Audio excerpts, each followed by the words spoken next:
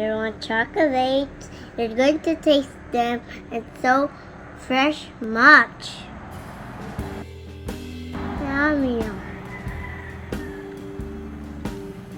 1, 2, 3, 4. Guys, itong story po ay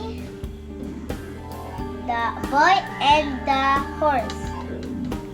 Sabi ni Boy, may nakita daw siyang kabayo. Sabi ni Boy, sasakyan ko po yun. Sumakay na siya, bigla umandar. Nauntok si Boy din sa coconut tree. Bigla may nahulog na coconut. May tumulong sa kanya ang kanyang tatay na matapang. Sabi ni Boy, "Thank you pa." Sabi ni Boy.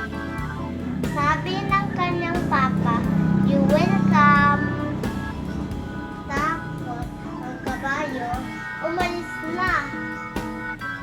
At ngayon na, may manok na doon. May nakita siyang manok. Hinabol siya ng manok. Tapos, magala-galat sila. Tumalon si Boy sa kabayo. Tapos tinanggalan ka ng sombrero. Tapos, kinuha ang tali. Nahuli ng beak ng manok. Nakuha. Binalik na sa chicken fence. Tapos si Boy nadulas sa kabayo. Nadulas sa kanyang paa. Kaso, naka-stand siya, nakabalit sa kanyang kamay doon sa lupa at kanyang paa nasa taas. Tapos, tumalon siya na naman. Lumapag siya sa lupa ulit.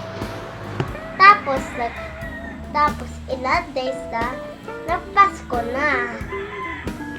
Tapos, yung snow ay naglaro na sila ng snowball fight. The end.